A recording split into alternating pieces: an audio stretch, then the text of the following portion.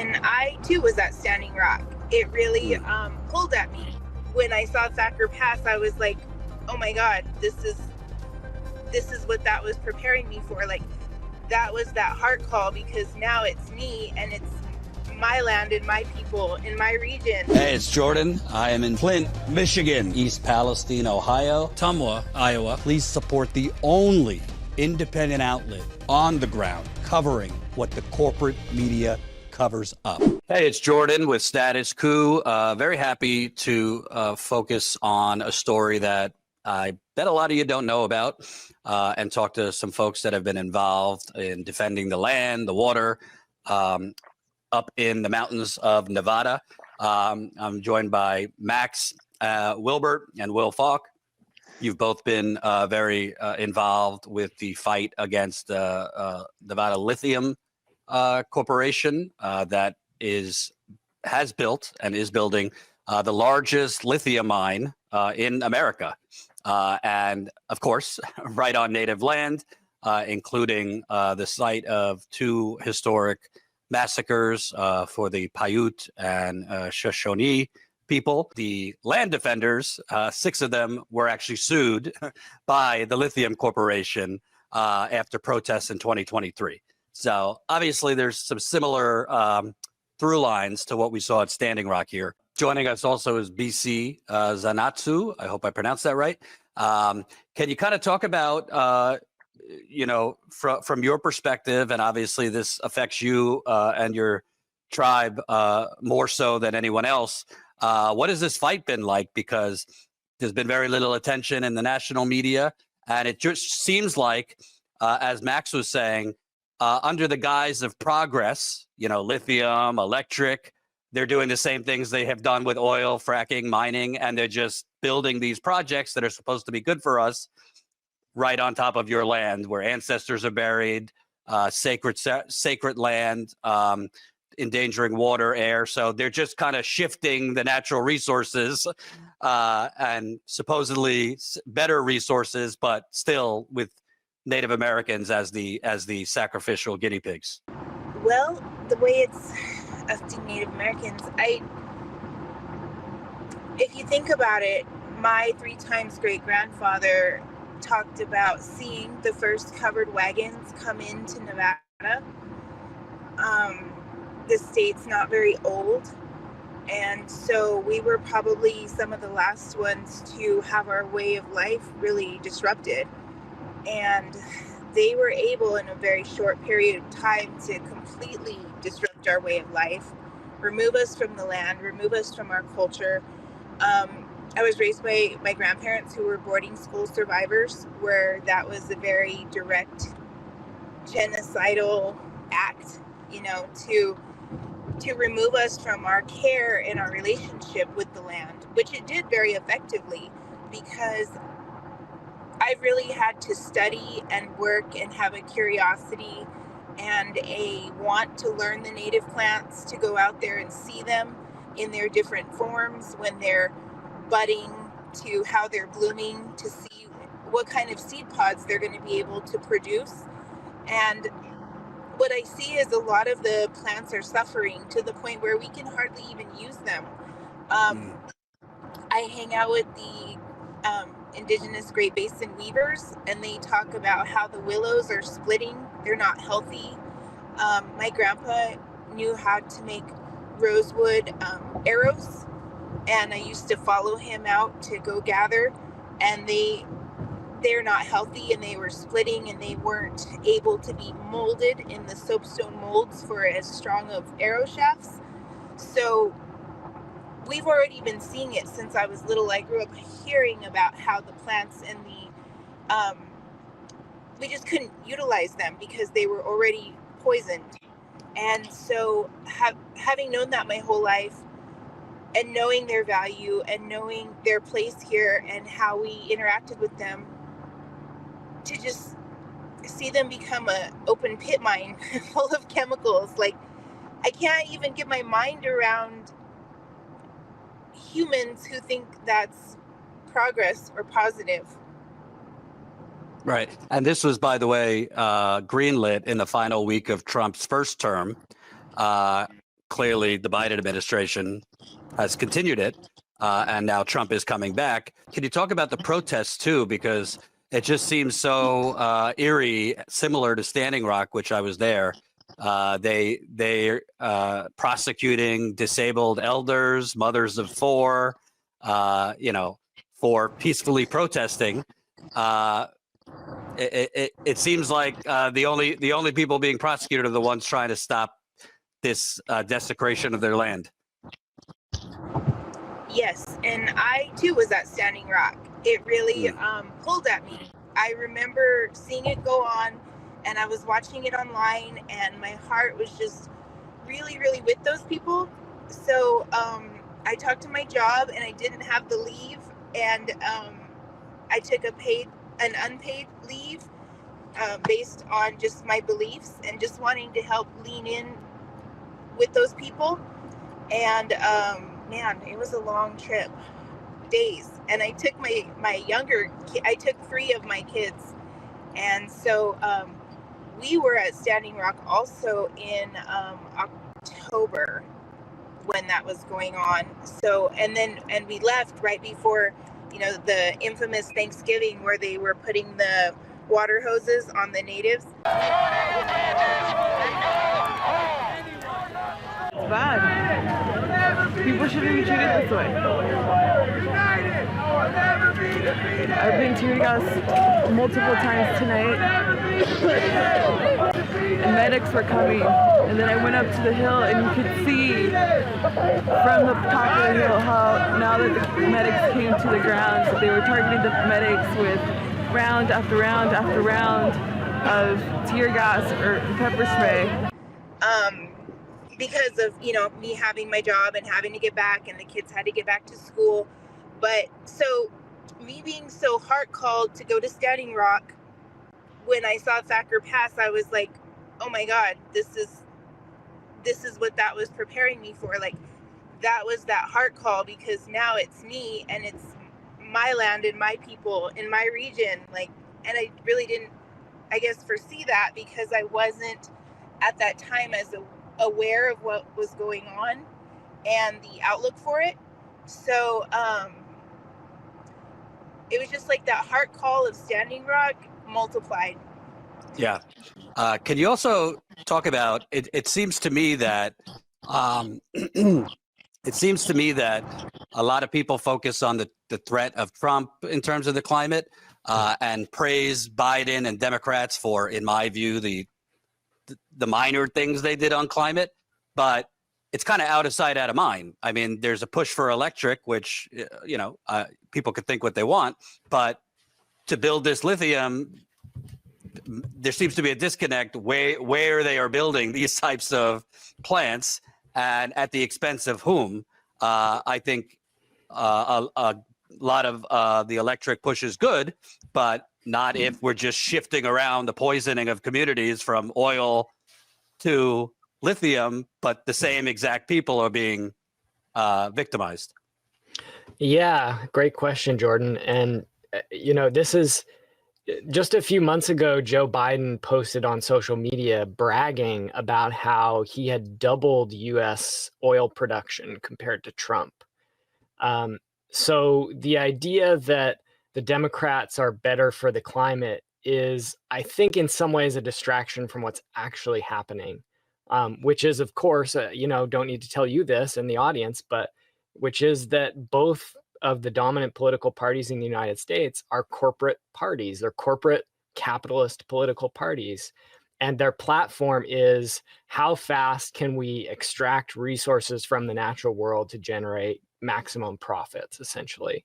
And the Democrats may have a little bit more of a friendly face on that in terms of we'll use some of those profits to, pay for a little bit better welfare programs and so on, compared to the Republicans. But in terms of destruction of the environment and, impacts to communities, they're both atrocious. And this is why I think we need grassroots people's movements. This is why I put, not much thought into the presidential election, is because we've been seeing, this sort of downward spiral in American politics where the Democrats are now, further right than Ronald Reagan was back in the 80s, and this is like accepted by people as normal. And this is probably predictable when you look at, sort of an empire in decline, this hearkening back to the golden age that Trump does. People, many people are kind of desperate to avoid confronting the reality that, we need to scale down this industrial way of life, that economic growth is not really a path with a future on a finite planet, that, the US empire is based on violence at home and abroad. And if we really want to get real about building a people's movements, we need to figure out how to have conversations about that and bring people into coalition and community on those issues, and talk about, how can we meet people's basic needs and build supportive, healthy communities for our people, while, moving away from that sort of extractive, destructive, genocidal paradigm on which this country as it currently exists has been built. Could you just kind of set the scene for people who don't know this area? Because from looking it up, it seems like this is really pristine mountains and land and very, very special. It is, but there's it's very wide open. It's diverse. That there's so the exact place where we trespassed, which I'd like to point out that's really strange that I'm a trespasser on my ancestral homeland that I was trying to protect. So we trespassed onto a place that was already being kind of developed. I mean, it wasn't like pit mined out yet, but it was graded. So our first night we were in the path where they were clearing. So we were just on this really, really hard graded, rocky earth. It was just flat and bare, and it was cold. And I just remember feeling every lump and rock that first night when we set up our ceremonial spot where we kind of dug in, the first evening. And that's what I mean. It was rough. We weren't hardly prepared, and but it is beautiful. So when you walk past that graded area where there was like some, what were those? Those were tubes where they were getting ready to lay the lines. So we were kind of like in a construction zone is where we set up. And so if you walk past that, that's where you could see the plants and the water and the small animals, where we found a nest. And one of the more beautiful things to me was obsidian. There was, as you keep walking, and I was forming a relationship with that land, because I hate it when people say there's nothing in Nevada. There is. It's just that they don't know how to appreciate or see the things that are there or know how they were used, so it looks like nothing to you. There's so much obsidian, and that was just so beautiful because my grandpa was also a flint knapper, and he could make anything. He could make tools and needles and points and arrowheads and beautiful axe, like they were kind of like axes, like weapons. My grandpa used to do that, and that was his reclaiming his culture that was literally beaten out of him at boarding school. So seeing all that obsidian out there just glittering and laying, it was like so much abundance to me, because those were our tools, those were our weapons, those were our hunting items that we needed to skin. And it was just, it was where other people might see nothing or sparse, I saw abundance. Wow. And Will, let's just call it like it is. A big lithium company suing, environmental activists and Native Americans. These are not people with a ton of money.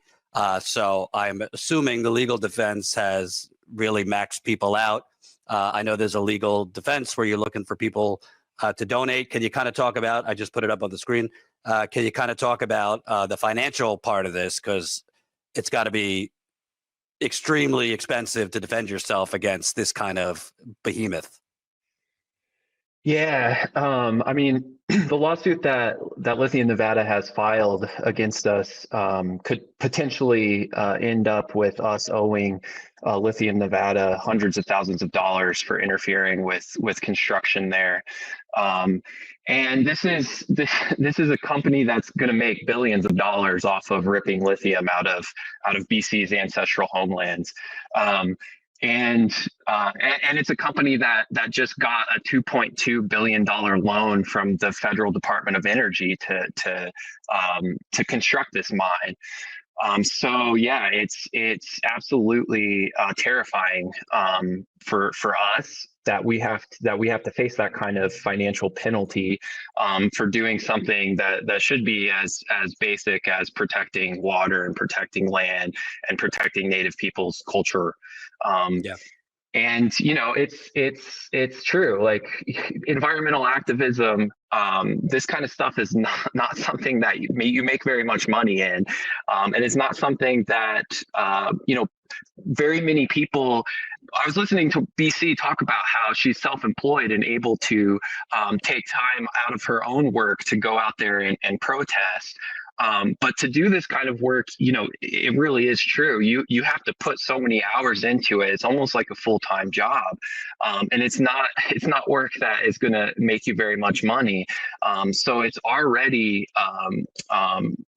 poor people that are doing this kind of work, and to face that kind of fine is terrifying. And it's just also reminiscent of corporate tactics. Lithium Nevada likes to bill itself as somehow a progressive corporation, some sort of socially aware corporation, and yet it's doing what mining corporations always do to resistance, and that is bully them into going away. And I always like to point out too that, as you said, there were two massacres in Thacker Pass. One of those massacres, the September 12th, 1865 massacre, where at least 31 Paiute men, women, and children were murdered by American soldiers. This massacre happened during what was called the Snake War, which was described by historians as the bloodiest so-called Indian War west of the Mississippi. And that war was fought over mining encroachments on regional indigenous lands. So Shoshone people, Paiute people, Washoe people, they realized that all these people are coming and destroying our land, and they started fighting back. And in Thacker Pass, they got massacred. And my point is, in 1865, Paiutes were murdered there. And now in 2024, Lithium Nevada is benefiting from the violence that happened up there. And it's not just that that massacre happened in 1865, but now with the mine being sited on top of that massacre, they're destroying even the memory of that massacre site. So there's so many levels of just injustice that's happening here.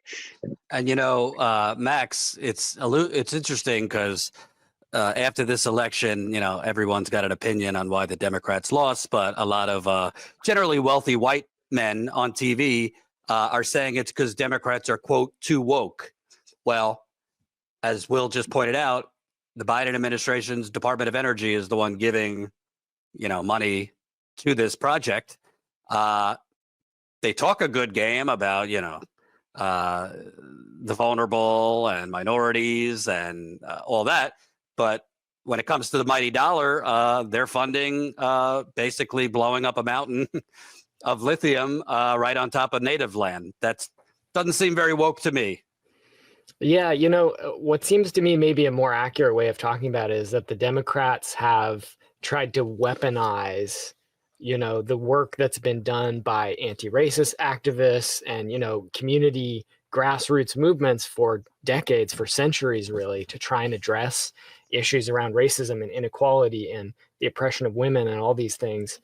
And Democrats have tried, and corporations as well, for in so much as there's this distinction between the two, have tried to weaponize that against people, and like corner voting blocks essentially by speaking in that language. And that's exactly what we saw at Thacker Pass, where, you have Deb Haaland, the first Native American Secretary of the Interior, who, technically had the ability at any point, she still has the ability today to, with a stroke of the pen, cancel the Thacker Pass permit and send it back to the drawing board.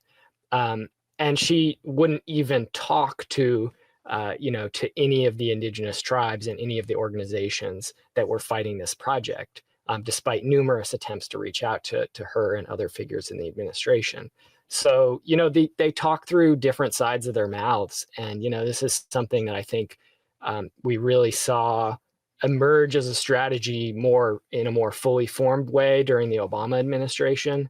And, now it sort of seems to be losing its pull. Like, people are seeing through the deception.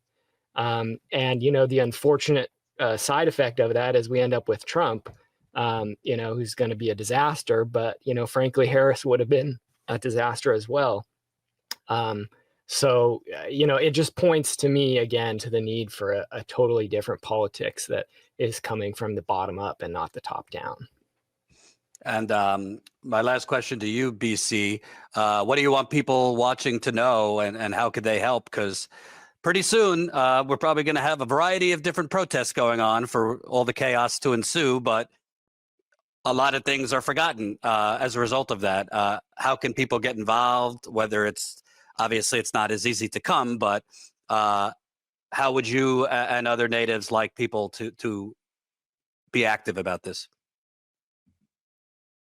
A lot of environmental things going on, and the way that mining harms communities. Check out that well-written piece. And I'm just so glad that I'm on with Max and Will, because they are just, I always count on them to really package these beautiful messages. So I totally endorse them and their writings and their postings, because they have the best words for it and they really have the heart for it.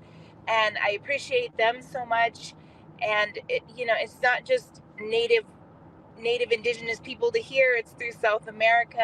I mean, indigenous African people. There are so many people, communities harmed by the raping of the earth. And it's not good practice, because if we kill the earth, where are we supposed to live? There's no way we can win on this. And we might have to give up some of our modern conveniences, but I mean, we want our children and our children's children to have somewhere to live. So, I mean, it's really common sense. If you just really look at how we live, it's not sustainable.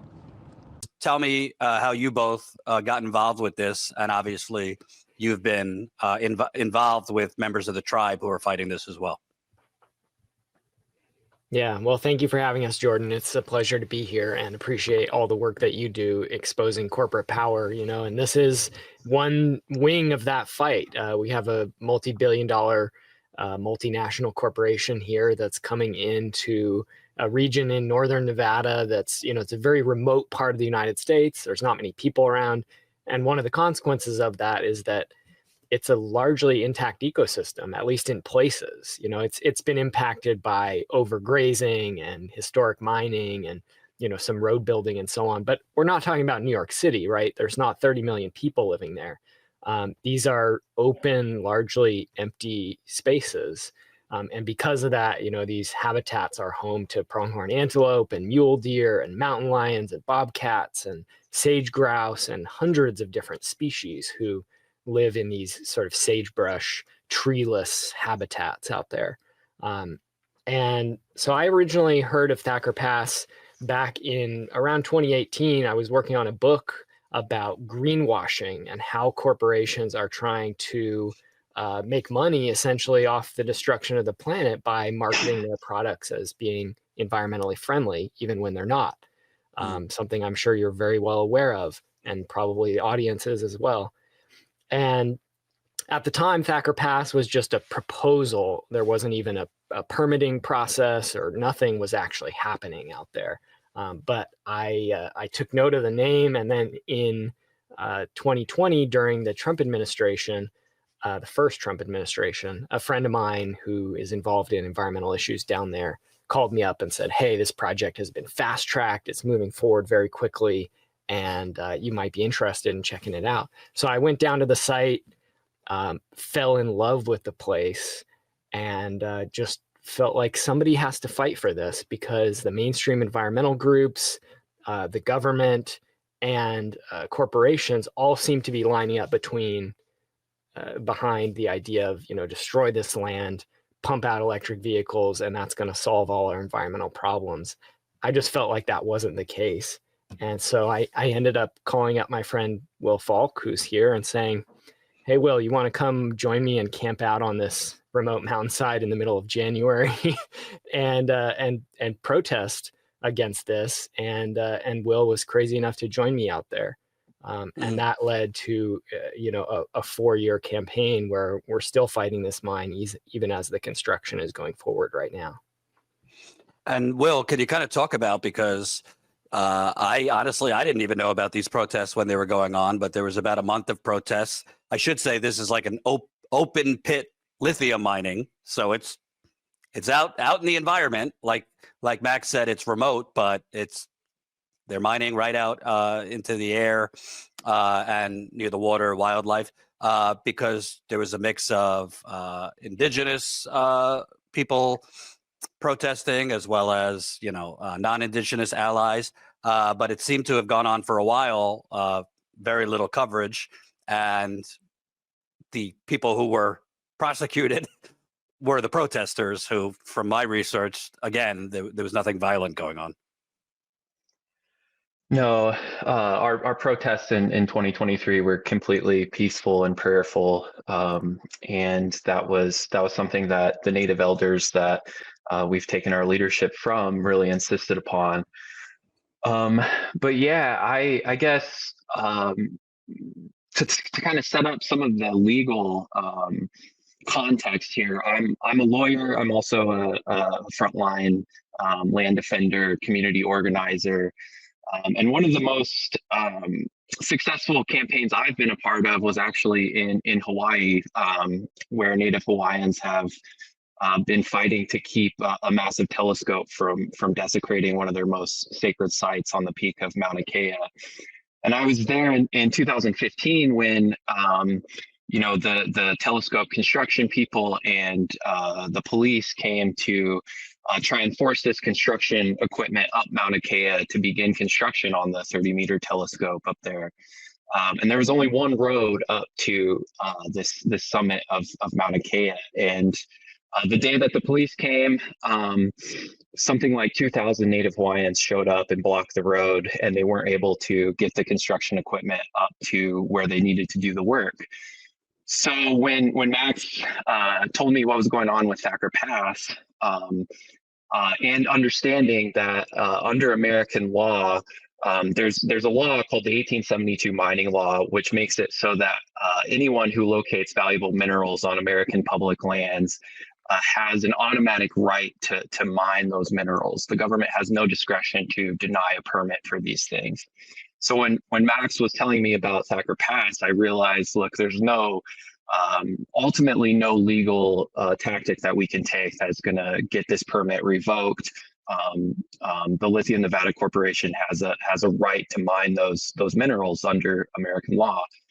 So understanding that it was a remote place and that there was really only one main way to access the site, I say, well, I think the only way we're going to stop this is on the ground. And the only way that we're going to get enough people on the ground is for us to go out there and set up a protest camp and start to build awareness about what's going on, show people what a beautiful place Thacker Pass really is, ally ourselves with Native folks in the region, learn about the cultural resources and sacred sites that are there, and try and make this a national story. And not just a national story about Thacker Pass, but also about so-called green energy and the way that, as Max said, so much of what are called climate solutions have been greenwashed by the very corporations like General Motors Company, who's a big player in the Thacker Pass. mine. It's the same corporations that have been primarily responsible for causing climate change that are now, pushing all of this so-called green energy. And I might add also responsible for poisoning people, because they dumped their waste in the Flint River for 100 years, and we know that story. So I also want to note that of the 6 that have been prosecuted, I mean, you're talking about a disabled Paiute elder. You're talking about a mother of 4 from a Shoshone. So these are elders and disabled who, like at Standing Rock and other nonviolent actives, were just on their land peacefully protesting. So the defense being used, the legal part of this, it seems like you're for the first time using a biodiversity defense. Can you explain what that means? Yeah, so there's a concept in a lot of the old English common law legal systems, which the United States is part of, and it's called necessity. So over the centuries, law has created this defense where if you break the law, but you had to break the law to prevent a larger harm, a larger threat to a community, then you can raise the affirmative defense of necessity and say, we might have technically broke the law, but we needed to do that in order to prevent this bigger harm. A lot of folks around the world are trying what's called a climate necessity defense, where they're engaging in civil disobedience, and when they're prosecuted for it, they say, well, look, climate change is an existential threat. We had to do this. So we're actually raising a similar kind of argument called a biodiversity necessity defense. So as many people maybe understand, we're in the midst of what's called the 6th mass extinction. It's one of, if not the worst, mass extinction events that the world has ever seen, and it's totally human caused. That's an existential threat.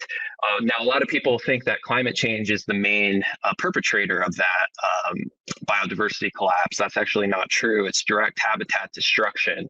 It's things like clearing land for mines that threatens biodiversity the most right now.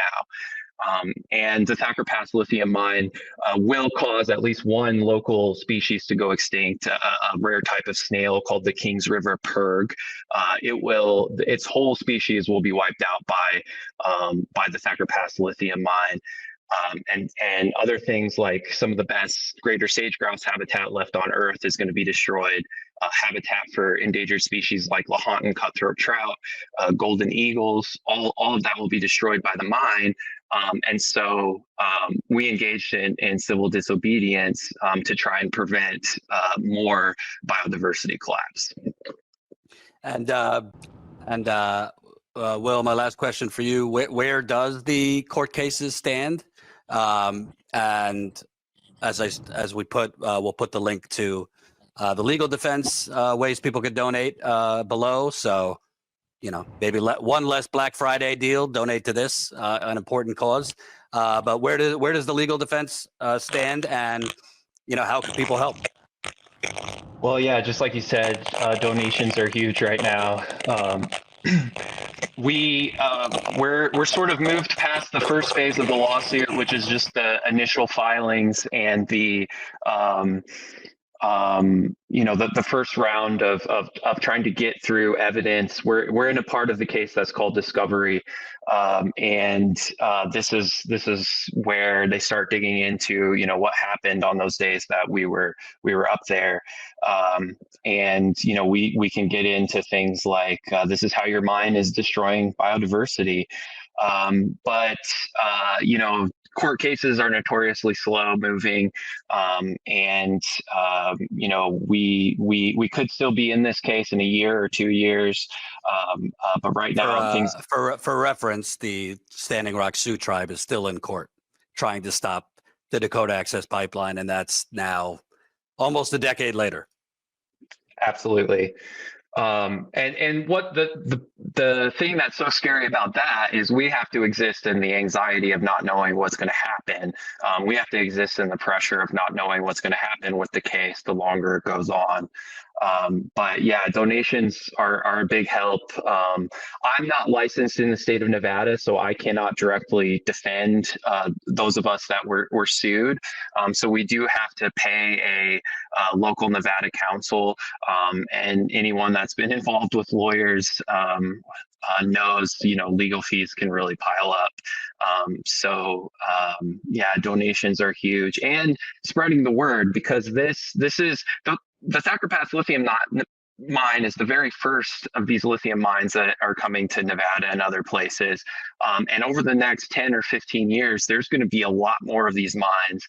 And if people start to understand that lithium mining is not green, and it expends a ton of fossil fuels in order to extract lithium from the earth, just starting to build up that awareness so that when people see other people protesting against this stuff, they understand why, and they understand that they have a very sound moral basis for it. So those are the big ways that people can help. Well, thank you all for joining me. I'm glad I can get this out, and I'll have to follow up and stay on it. Just because there's not a massive camp of tens of thousands of people, a lot of times these things kind of fall through the cracks. Obviously, this is in a remote area, all the way out to the west. But at the end of the day, it's the same story, just in a different place. They are basically, in the name of progress and capitalism, sacrificing not just people's safety, animals, but their culture. So we all need to be involved with this and speak up. Thank you, Bhie-Cie, Will, Max. Have a nice holiday.